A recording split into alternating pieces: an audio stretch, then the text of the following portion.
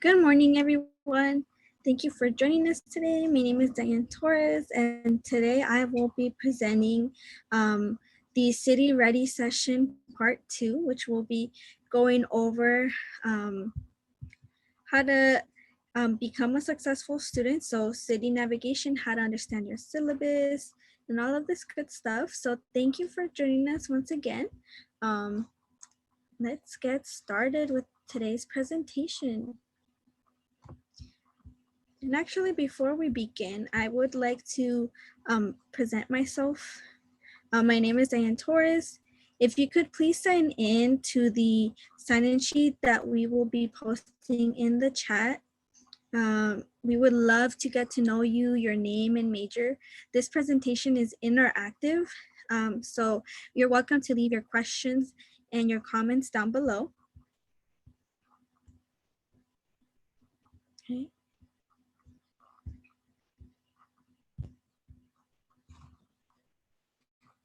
Allow me to just share my screen.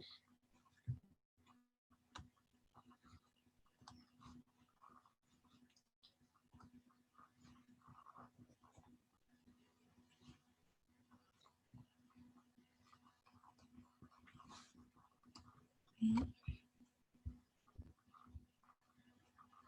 So I want to continue introducing myself. So as I said before, my name is Diane Torres.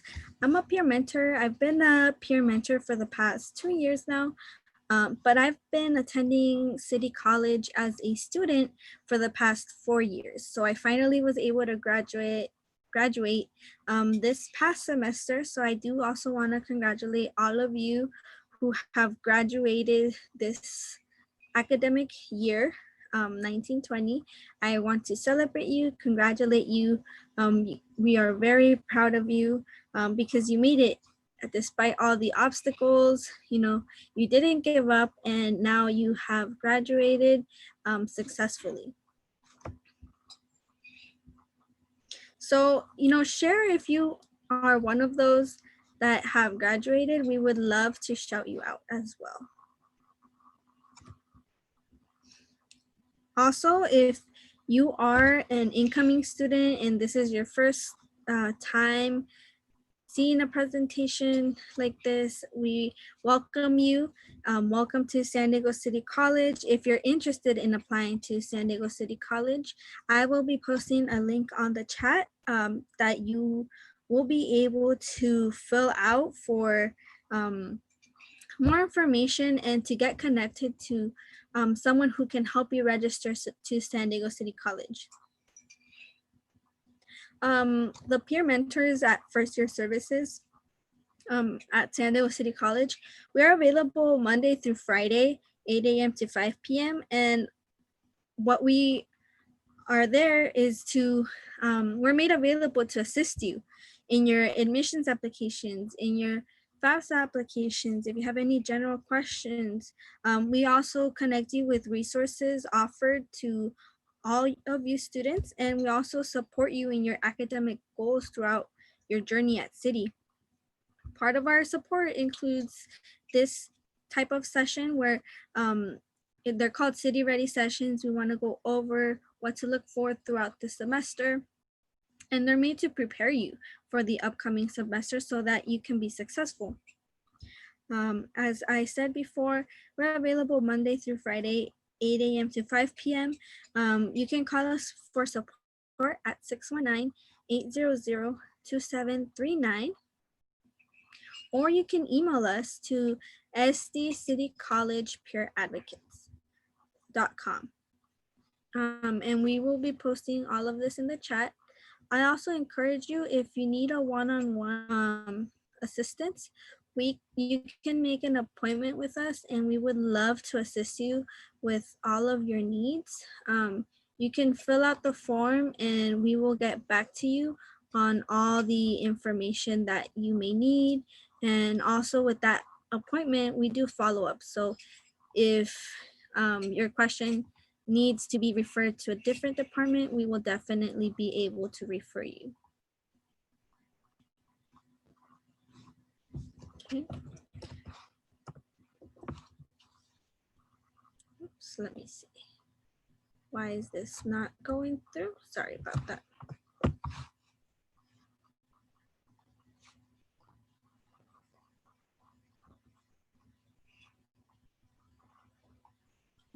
So give me 1 second while I post this information on the chat.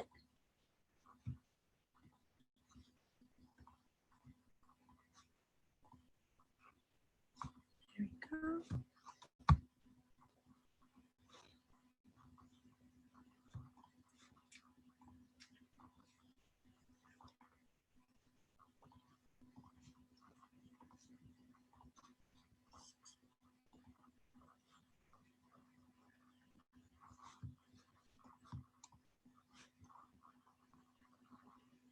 And so how are you guys today? I know that there is a heat wave coming up, so I hope you are comfortable in your homes right now, ready for the weekend. Right now, we will be starting our presentation. If you are just joining in, please sign in to the link that I have attached or posted in the chat, and we will be starting right now, just as I post all of this information on the chat so that you guys have access to it. And thank you for your patience. Also, you can check us out on social media. We're constantly updating and posting new stuff. So we highly encourage you to check us out there. I will be posting the links as well on the chat. It's sdcityfys@gmail.com. And then also, sorry, that's our Gmail account. We're at SD City FYS, and then at SD City FYS Peers is where you can find us on YouTube. So I highly encourage you to do so.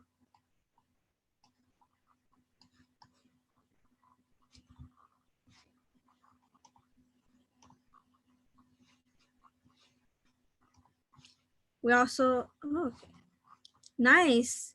Thank you, Ryan Urban. So fashion design, visual arts major. Nice. Okay, so I will be starting with my presentation. Let me post these links.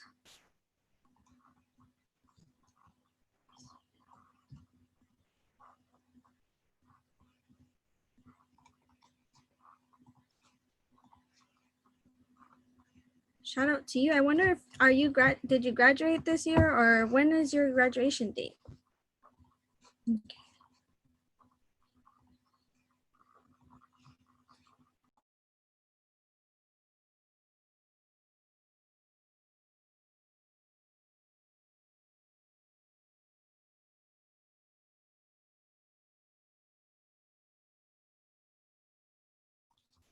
Okay, let's get started. And once again, thank you for joining me.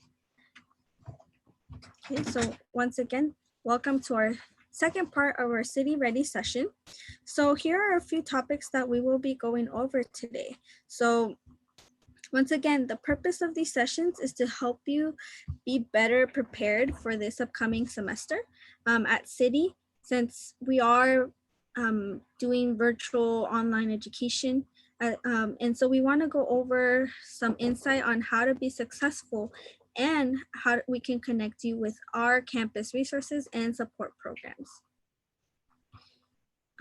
Last week, I was able to present to you the first page of our City Ready, or our first part of our City Ready session, which was going over navigating the San Diego College website, the remote online services website, MySDCCD portal, and Canvas.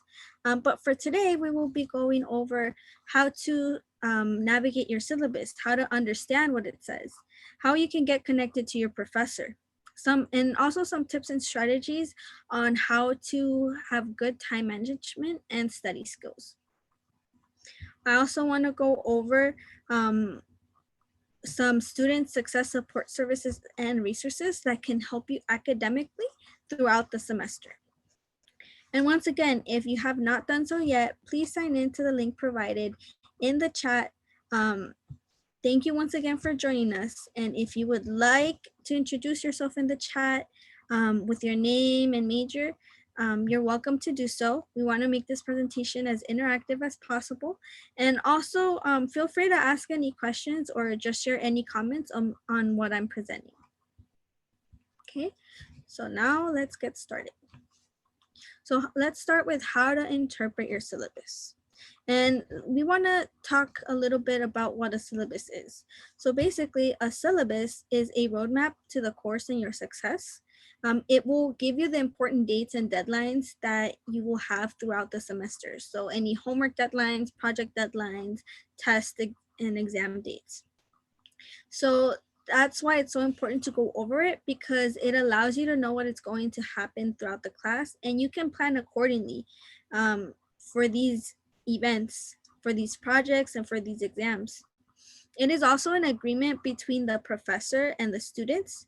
And so that's why it's given to you by the professor on your very first day of the class, because the professor wants to make sure that you know what to expect of the course. And in case that you there's something that you might have questions on later, you have a heads up on what's coming up and that you can ask and prepare now rather than later. Okay. Now, what can be found on the syllabus? Well, as I said before, it's very important information. We have the professor's name, the office hours, the contact information, the course title, the description of the course and the assignments, the class expectations. So if the professor expects you to participate in a certain way, there's also the student code of conduct inside of it. Also, of course, calendar of the dates and deadlines for the course. Some syllabi even go over specifically what each week we'll be going over and be reviewing. We also, the syllabus also includes any text and supplies that you may need. So if you need any specific textbooks, it'll let you know there, or any supplies, like in math classes, you might need a specific type of calculator. You will find that in the syllabus as well. Also, the attendance policies. So make sure that you read over that. It may be that you can only get so many, that you get so many times that you can be absent in the course. We always recommend in this cases though to communicate always with your professor in case of any emergency or events that just happen and that you can make it to class. But definitely check out the attendance policies because you want to see for sure what they are for each class. Also the grading scale. So this is very important for your grade so that you can see throughout the course. You can check yourself with your grade and your assignments. And then, as I said before, the student code of conduct. Okay, before we go to any questions, I want to show you a syllabus from one of my classes that I've had in the past, because this is a great way of just showing you what to expect or what you would see in a syllabus.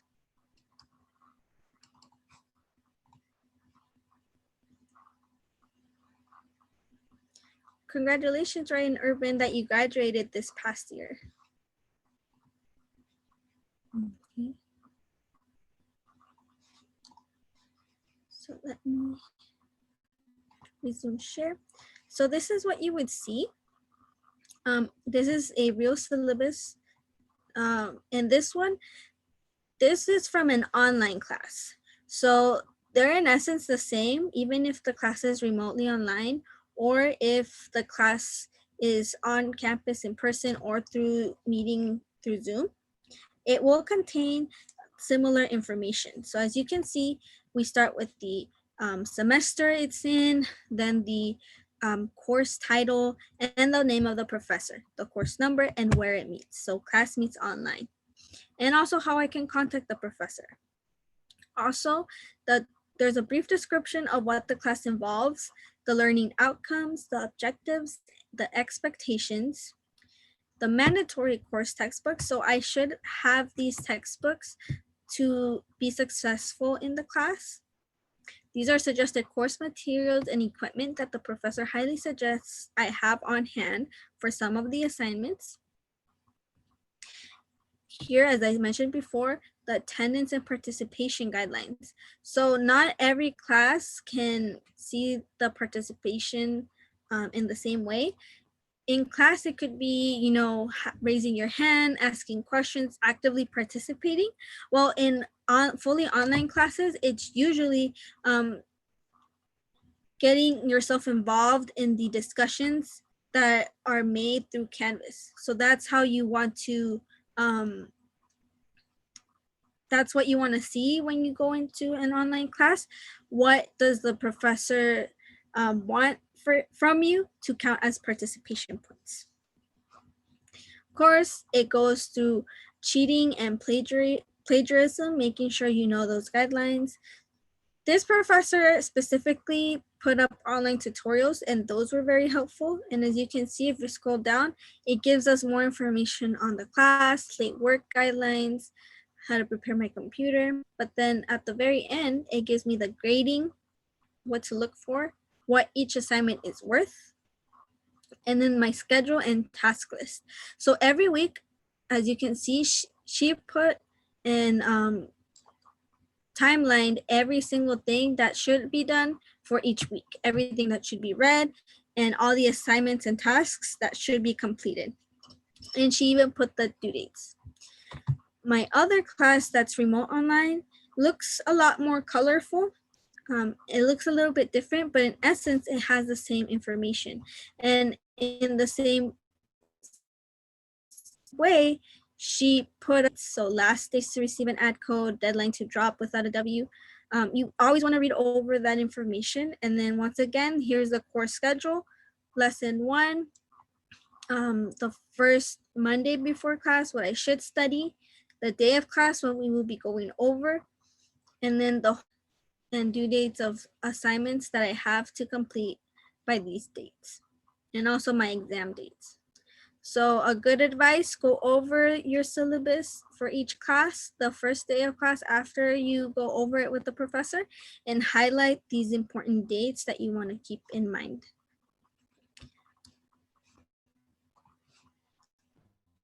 Okay. Does anyone have any questions or concerns? How often will I be using Canvas? Will the professor be using it? So for online classes, it's fully online. Some classes may have you do work in a different website, but that's usually with the book. It comes with the book, and the professor will let you know if you will or will not have to do that. As for where is the best place to purchase textbooks, right there, as you saw, it gives you the ISBN number. You want to go by the ISBN number when you're looking for a book, and also make sure it's the same edition, because not all editions can be the same. You can definitely ask the professor if a newer edition or a past edition is the same as the edition that they want you to have. Another thing with that is that if you have those two and you make sure that you have the correct book, you can buy them from Amazon or wherever you can find them cheaper to your circumstances. You can always buy it at the San Diego City College bookstore. That's an option for you. They've made it possible to, if you're receiving financial aid and you know that you have money in your bookstore account, you can utilize that and buy it through the bookstore, the on-campus bookstore. Of course, campus is closed right now. No one can go on campus right now, so you would have to do it online. And so they've made it possible so that you can pay it online as well, using your financial aid. And for that, we do have a video on one of our playlists.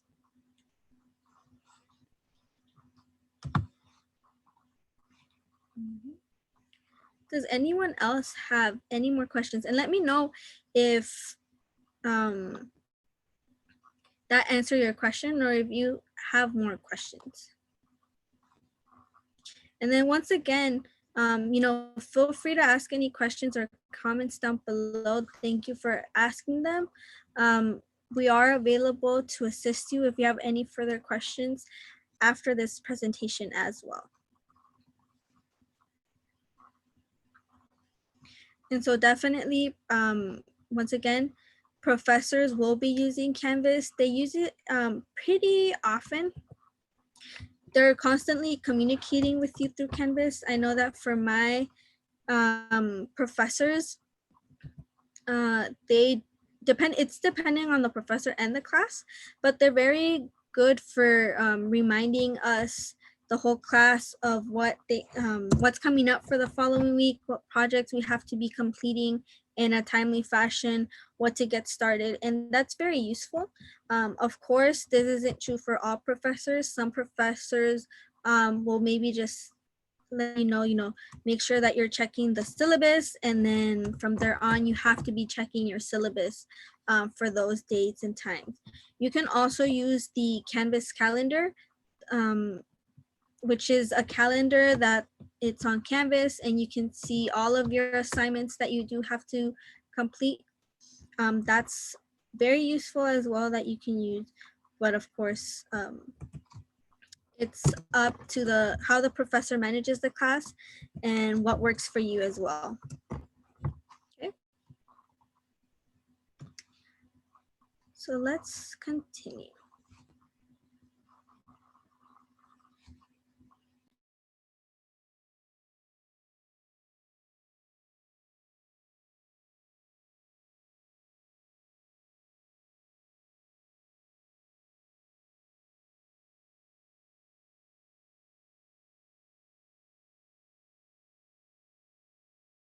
Okay, there we go. So now we want to go over through our next topic, how to build a relationship with your professor. So why is this important? Well, your professor was a student too, so keep that in mind. He did a number of years to study the subject, enough years to get a master's or even a PhD to be able to teach the course. So keep that in mind. They know very well how to teach it, and also they know the struggles that it can come when you're trying to understand a certain concept or a certain information from the subject. So they know how to explain things, and also what can help you do differently in case that you're not understanding a certain concept. They also want to see their students succeed, and therefore, they will be happy to help you if you reach out to them. It is easier for a professor to also extend a deadline during emergencies if they know that you're actively participating and actively trying in their class. And so because of all of this, and because they've also worked in the field and they are interested in it and they have contact with it, they can refer you to places where you can gain experience. So they're not only helpful to improve your coursework if you need it, it can help you also build references if you work with him, and if you build that relationship, then you can ask that professor to write you a recommendation letter for anything that you apply. Also, it works for networking. As I said before, if you're interested in the specific subject that he or she is teaching, then they would be able to refer you to certain places that they know that is looking for student workers, or that is looking for new people in the field, and they can refer you to that job or that career opportunity. Okay. So then for career opportunity, this isn't limited to just a job. This can also involve an internship. And remember that a lot of times, sometimes we do have to build experience in our field. So they can also help you with that too, how they started from their experience, and then give you better advice that way. Okay. So how would you build a connection? Well, the first thing that you obviously want to do, you want to make sure that you're introducing yourself, that that you know their best contact information. So if they like being emailed that information, make sure that you're doing it in email or in person. Of course, because campus is closed, you can't do it face to face. But guess what? You can do it through Zoom, maybe you can set up an appointment and say, hey, I would like to introduce myself in email and I have some questions for you. That can also be a possibility that you can do with them. Once again, know the best way to contact them. Why do I say this? Well, some professors, if it's online, then they will use Canvas and they will send you information through Canvas. Others, on the other hand, prefer to get email to a specific email other than their district. It can be a Gmail one. It depends. So for sure, know their best way to contact them so that they can get back to you as soon as possible. Also, I cannot emphasize this enough. Make sure that you're communicating with your professor. So if you're struggling, make sure to tell them. Make sure that you're reaching out to them, because you can't know if someone is struggling if they don't ask. Of course, the professor may see with the work that you're turning in that you are struggling, and they may reach out to you. But you want to also assess your work and see that if you are having trouble with understanding something or making a connection, that you communicate with your professor and ask for help. Also participate. Once again, professors are more likely to, let's say if you have an issue with an assignment, to give you a little bit of an extension and work things out with you.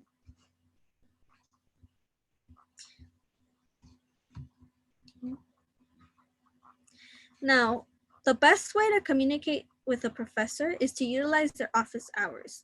Now, what are the office hours? Well, their office hours is time outside of class that the professor has scheduled specifically for students who have questions or concerns. So they're made if you want to go study, and in that time frame with the professor, you can, and then the professor is right there where you can ask questions as they come up. You can also get clarification on assignments. So let's say you're not sure about a prompt in your English class. You can go over to that professor during their office hours and ask, what exactly do they mean by their prompt. You can also, once again, communicate with the professor if you're struggling and they're able to maybe figure out something, go over your schedule, go over your notes and see what's going on there. They can potentially, help you review for your exams or papers. So, hey, you have an essay due. Maybe you want to run some ideas with your professor and see if they work for that prompt that he assigned you or she assigned you. Or even just get feedback, on that essay. But when you review exams, you can also ask, you can go over your own exams if you have access to, and maybe see what questions you got wrong and then ask the professor more information on those questions. Exactly what concepts were the ones that you didn't understand based on the exam results, and then ask the professor for help and for review on these subjects. So as you can see, office hours are very useful to you. And so being that the classes right now are virtually online, if the professor has office hours set up, then it most likely will be through Zoom. If they don't, the best way that you can communicate with them is checking the syllabus, seeing what times they're available. And if they don't put that up, you can email them, contact them, and ask for an appointment directly and let them know the issues that you're having or why you want to meet with them. Because they do want to meet with you. It depends on the professor how they will meet with you and through what modality. I had one professor who wanted to get to know each and every student, even though the class was completely online. So what he did was that he set up an appointment with each student just to meet with them and ask if they had any questions directly. Some classes, when they're online, they do an introduction at the very beginning where the professor introduces themselves through a discussion board, and then the students follow up and put in their introduction as well. So there's different ways of doing that, but definitely I highly encourage you to communicate with your professor, introduce yourself. That really says about your interest in the class.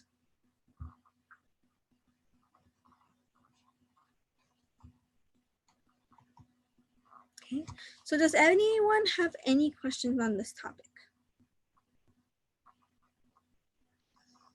And so once again, thank you for joining us. You know, this isn't just to ask any questions. If you would like to comment anything as well, I would love to shout you out if you graduated this year.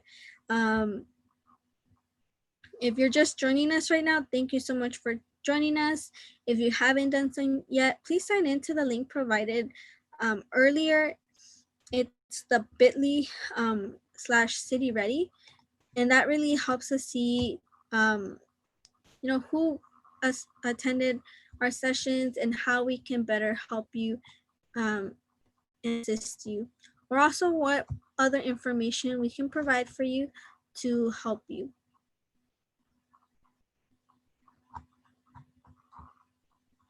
Okay.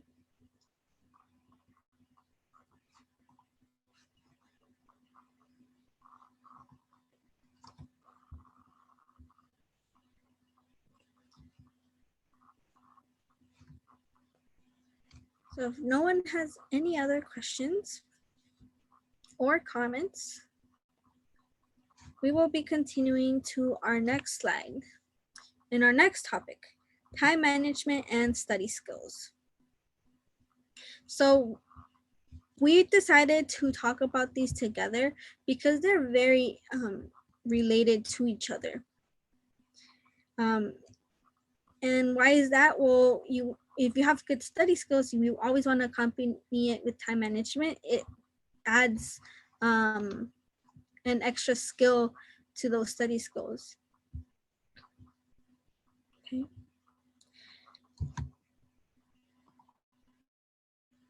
So the importance of time management. So because we have many roles and responsibilities in life, we need to learn how to manage those obligations within each other. And also we want to manage our time wisely.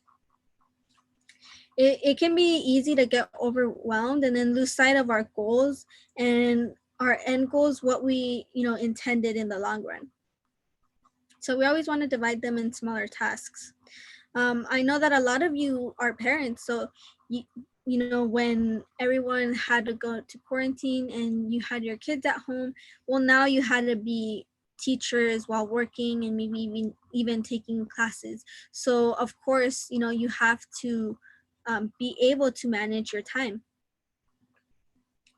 That's why we highly recommend you to use a calendar or a planner, because a calendar can help you manage your time and life. It can also help you avoid burnout, feeling overwhelmed, or overly stressed. And it can also, you know, help you study more efficiently.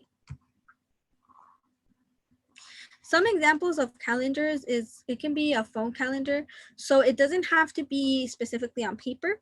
It could be a notebook that you're drawing out your calendar in. Once again, your phone, you can just use your phone and put in your assignments. You can use a whiteboard calendar. You can use a Google Calendar. There's a lot of online free options that you can either print out through your printer or that you can buy and invest in a planner. And of course, you can always use Canvas. Canvas has a calendar option. And so you can use your Canvas calendar to stay up to date with your assignments. Now, we want to go over some strategies when creating a calendar. Of course, these are some suggestions. It doesn't have to be this way. Keep in mind that what you put in your calendar has to work for you.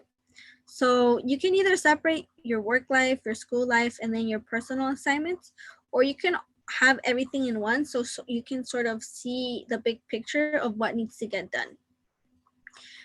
You can also make it fun. You can use colors, stickers, post-it notes, or you can just keep it simple, just a pen, and then your calendar just jotting down your important dates and assignments. You do want to make sure it works for you. Some people find it therapeutic that they can, you know, put in their stickers, post-it notes, encouraging comments. Also make sure to prioritize, you know, see what's really important and put that first, be it your family or anything else. And, that way you can organize yourself around those events. Things that you always want to consider is that when you're starting out with something like school, the first 2 weeks can be the ones that you're trying to get used to everything. So those can be a crazy first 2 weeks. Also, if you have to commute from a certain place to another, also keep in mind that commute time, because that should go into your planning time, because you will have to forcefully plan around that. And of course, for commute time, you also want to give yourself some space for that time, that sometimes unexpectedly it can be more time than you expected. We highly also encourage you to check your calendar daily, because you want to make those changes according to what's going on in your life. And the only way to be able to see what's going on is if you're checking your calendar daily, crossing out what has been done, or just making sure that you're up to date with your future tasks and to see what's coming up in your calendar. Okay, so here are some things that you want to add in your calendar. Of course, you want to add all of your assignments from the beginning to the end of the semester to plan accordingly. What I mean by planning accordingly is, if an exam is coming, you want to have enough time to study before. You know, if there's a project that you have to do, you want to space out the project so that you're not doing everything the night before it's due, because it's not good, and also doesn't you won't be able to do the best work that you can. You also want to, once again, update your calendar weekly or daily, because things come up. There might be things that you just couldn't get to. Well, you can leave that for another day or another week. And then make sure to schedule breaks for yourself. So make sure that your calendar isn't just work and school, or school assignments and exams. Make sure that you're spacing some me time, so some time for yourself where you can practice some self-care. If your version of self-care is maybe spending some time with your family, watching an episode of your favorite show, even going to a party, you can put that down in your calendar. And that works to reward yourself for your hard work after a long week. And of course, also to not overwhelm yourself, because you don't want to be too tired or not motivated to finish a certain assignment or continue with your study sessions. Also keep in mind that some things will get canceled, other things will have to move around just because life happens. But it also shows you what you have accomplished. So it's really nice if you have a to-do list that you can cross things off. And remember, you want to be strategic when managing your time.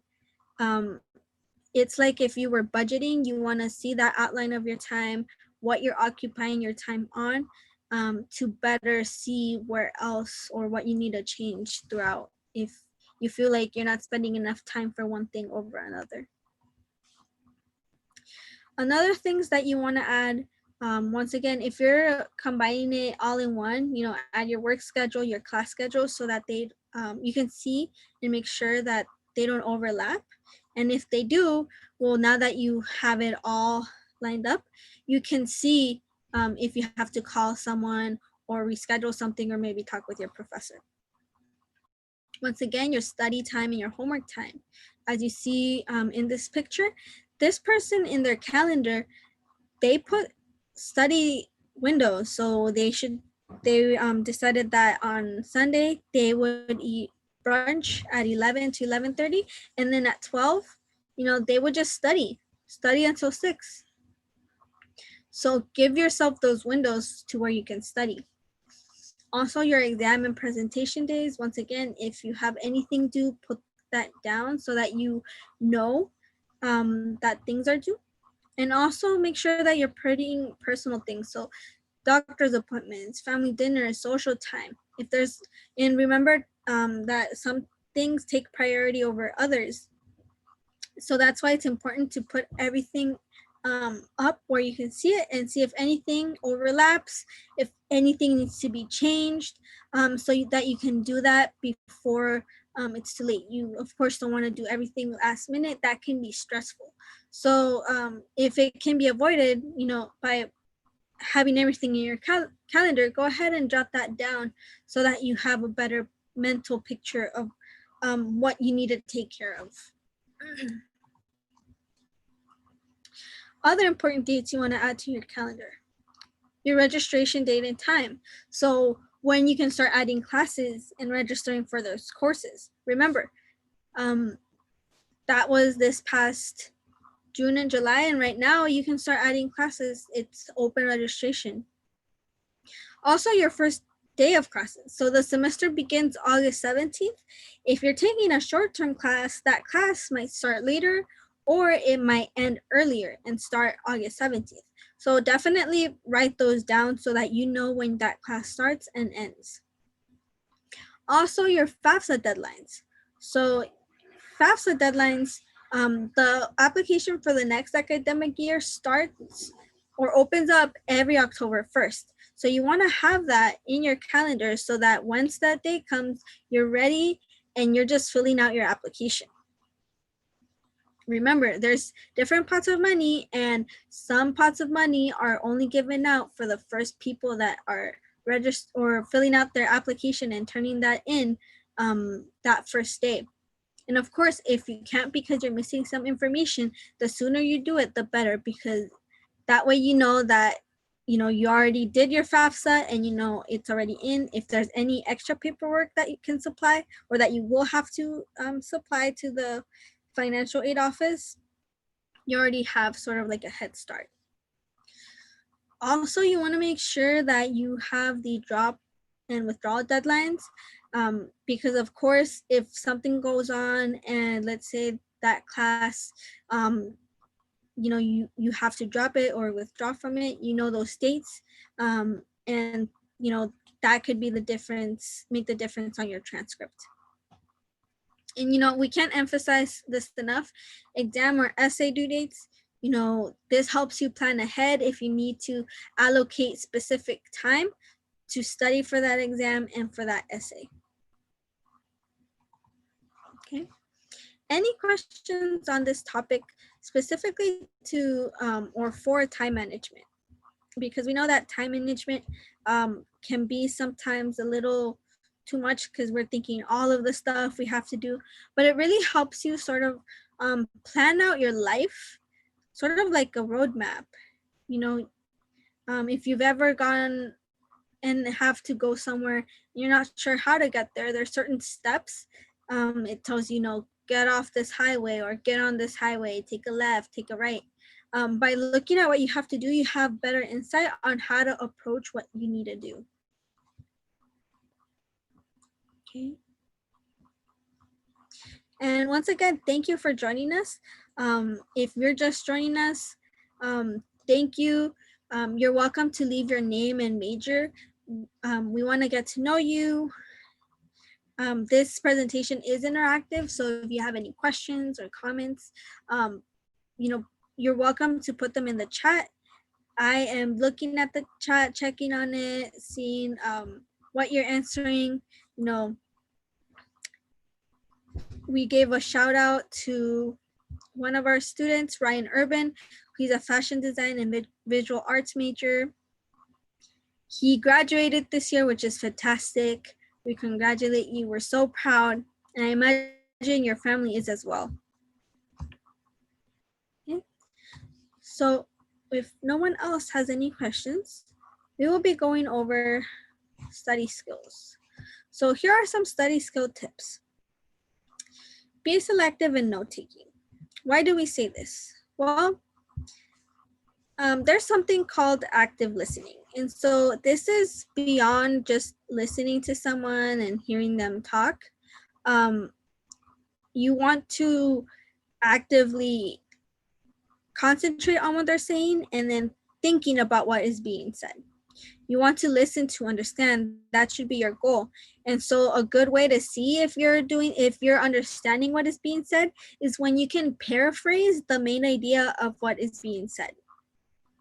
You don't want to repeat word for word what they're saying. It's important that you're able to paraphrase it. So make it into your own words in what or how you understood it. And that would help you understand or evaluate what you understood. Now, this is especially important when you note take because you don't want to jot down everything down. It's hard, especially if you're like me and I grab the pencil really hard or the pen, my hand cramps. So you want to jot down only important information. Once again, this goes with active listening, making sure you're grasping those main points and jotting only those important information.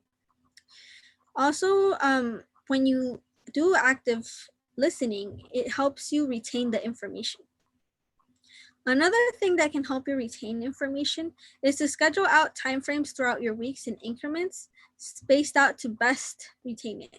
Because as you can see in this curve, if that first day, of course, you'll remember the information right after the lecture, right after class. But as time goes by, if you don't review that information, you start forgetting it. While if you spend a few minutes each day reviewing the information, actively trying to understand it, and making sure you still understand it, then throughout the month or throughout that week up until the exam, you'll have better retention of that information. And once again, never wait till the last day before your exam to study, because as you can see in this graph, you will forget that information as time goes by. But if you review that information will stay fresh in your brain. And then when the test comes, then you'll be better prepared for the exam. Okay. Here's another study tip. Know your learning style. And as you can see, there's 3 types of learning styles. There's the auditory learner, visual learners, and then kinesthetic learners. Visual learners prefer things like graphs, illustrations, pictures, because that is the way they learn better. And they may even prefer seeing something being done before they do it themselves, because that's how they better understand a concept.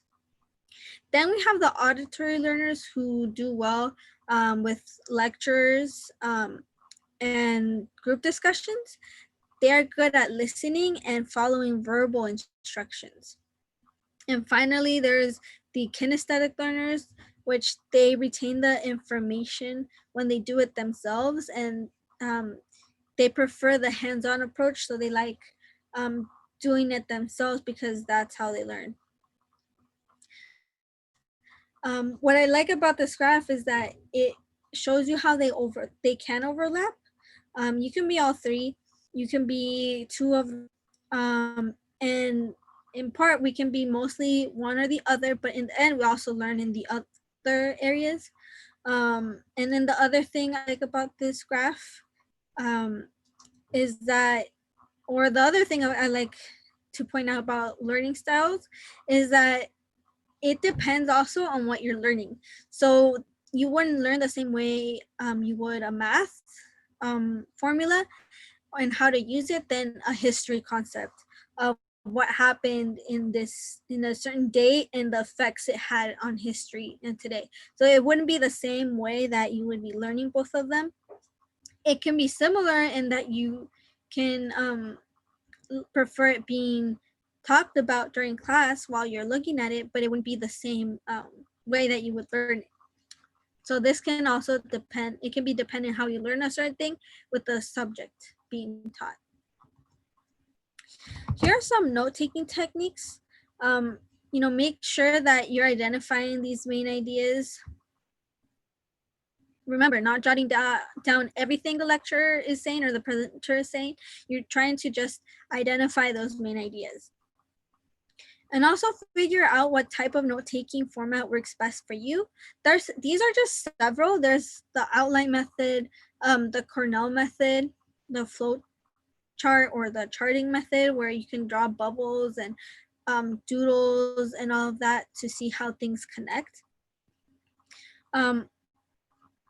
This all depends on you, how you learn best, and what works for you when you study. And as you can see, here are some examples of the outlining. So outline can help you if you're trying to write an essay, write down those main points. It can also help you with the Cornell notes, within the Cornell notes, you're drawing that outline and then adding notes after, or that flow chart. Okay. So make sure that whichever type of notes you decide to take, they are legible and organized. You're using color, you're highlighting important concepts, and you can even doodle because you want to highlight those important concepts. I encourage you to rewrite your lecture notes and add questions in the margin so that you can ask them in class. That way you're better prepared to when you have to ask something in class and participate, but also during the exam, you already asked all your doubts that you had or that you didn't understand. Of course, you can always utilize those office hours if you don't feel comfortable doing so in class. Also, it's recommended that you know your best time to study. So some people prefer studying in the morning, that's when they're more awake, while other people, they like studying at night. So study when you have the most energy so that you can concentrate better. More study success tips, set the mood by organizing your study space. It doesn't have to be a desk or a table. Some people, they study on their bed. Just make sure you're not too comfortable so that you don't get sleepy if the topic is something that doesn't really interest you. Also make sure that you have everything you need at hand so you don't have to be constantly distracting yourself by getting up and going to get it and coming back. Also, you can prepare some snacks for yourself so that once again, if you get hungry, you don't have to get up. Also schedule breaks for yourself so that your mind has a break and that way you can better come back and better retain the information. And then also make sure you have a goal in mind. So don't just study to study. You want to see, okay, I want to learn this concept and then study on it, make a flow chart. And for that, we highly encourage you to create a to-do list. So that way you know what your goals are and what you're aiming to do. And once again, I want to go back to reducing distractions. If you like music, set up a music playlist before you have your study hour or your study time, because that way you're not just surfing on YouTube and then maybe going through that rabbit hole of videos, and then all of a sudden that hour that you were supposed to be studying got spent on watching YouTube videos or searching for that perfect song. You can also turn off your phone, put it on silent. There's also some apps out there that limit your use of your phone for a certain extent of time while you're studying so that you don't feel that itch. Or if you do feel that itch, you don't have access to seeing your notifications or your texts or whatever the case may be that's distracting you. Okay. So does anyone have any questions on this?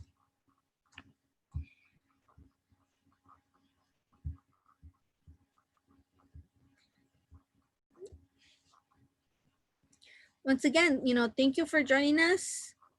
If you haven't done so yet, please fill out the sign-in sheet that was posted earlier. And thank you for joining us if you just joined in. We will continue with the next topic, student success support services and resources. So we want to emphasize these resources because these are very important for you to have access to. There's the English Tutoring Center. They have a lovely video that they've made on what they offer. You can find this on the city website in their remote services directory that they have on their website. And let me just show you the English Center page really quickly. And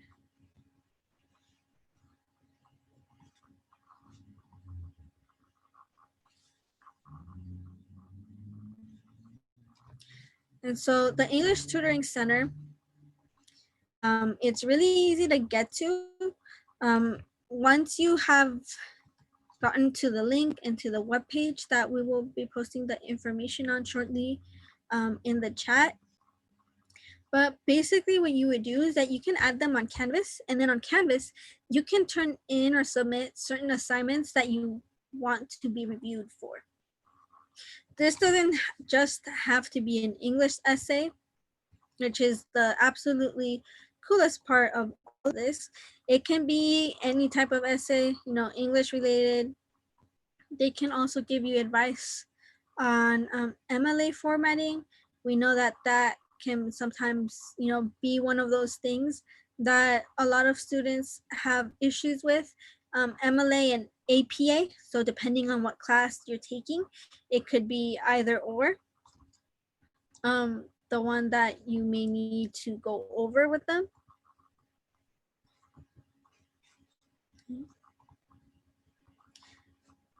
Just put it up for you guys so that you guys have access to it.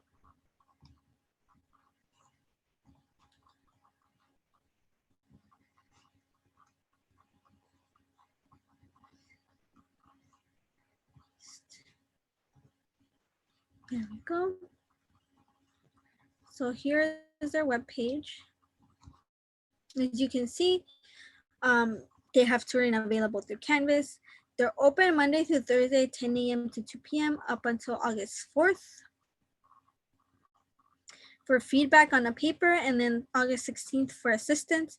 You can also have access to live tutoring, and then quick question discussion boards. They also have live workshops. Okay. You can also take advantage of online tutoring. Online tutoring is fantastic as well. Let me put that up. That's what the LRC, sorry. And for that one, that would be online tutoring. Get that for you.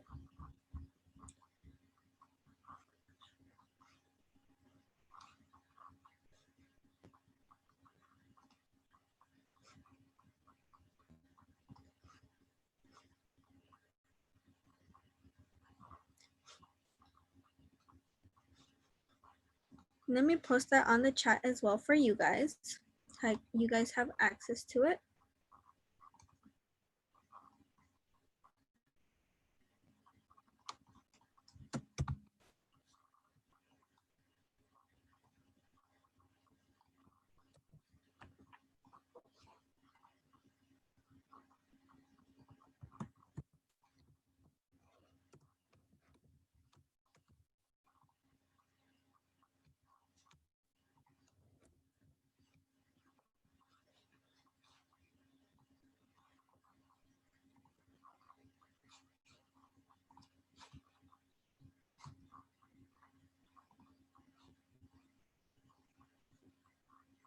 Okay, 1 second while it loads. Sorry about that.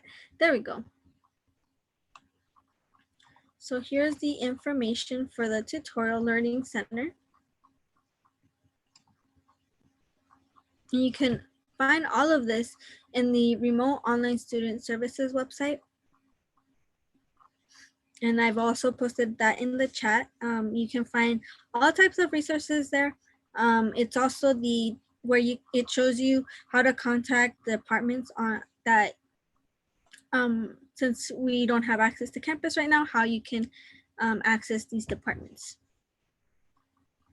So this is the Tutorial Learning Center, and as it says, campus is closed, but for e-tutoring, you can click here and basically you would enroll. It has all of these subjects available to you that you can access. You would have to create an account, but subjects available. You have accounting, ASL, anatomy and physiology, biology, calculus, chemistry. You have a list and a wide range of topics that they can help you with for tutoring. These tutoring services are live via Zoom. You can also do e-questions where they will respond to you within 48 hours, but they can potentially respond to you sooner, which is usually the case. And then of course the writing lab with the English Center, you would submit a draft and then ask for specific feedback, and then you would receive a response within 24 to 48 hours. Okay.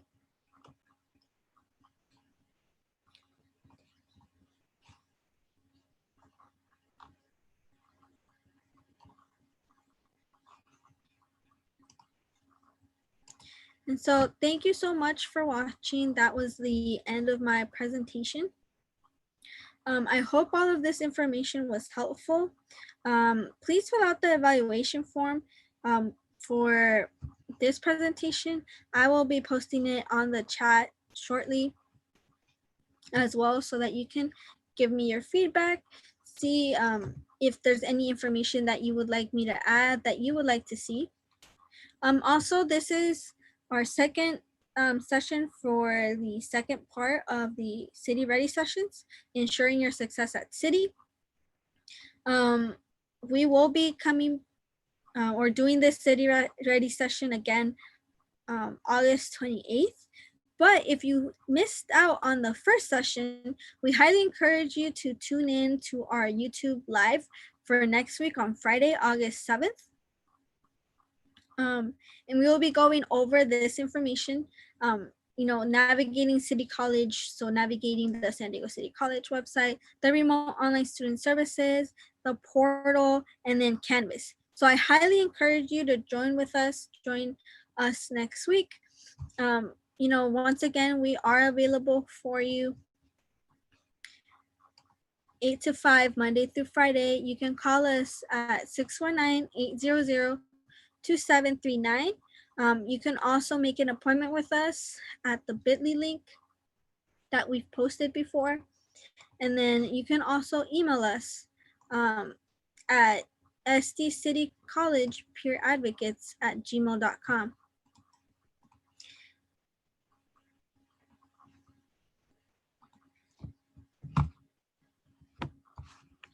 Yes, thank you so much for watching us. Thank you. And then, let us know if you have any questions on these topics. You can call us for more information.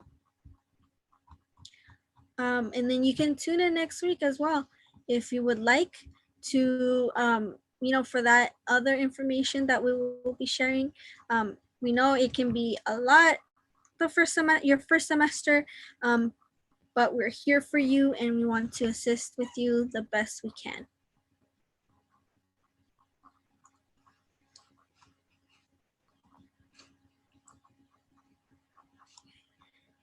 And let me switch over this slide to our City Ready session dates, because I do want you to have these dates in mind if you're interested in taking advantage of them.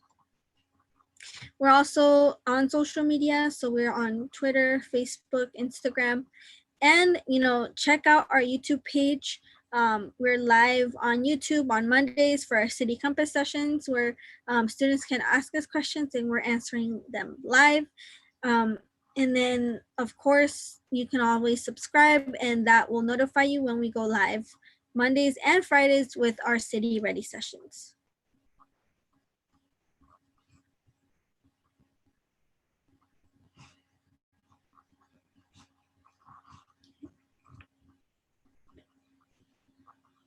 Okay.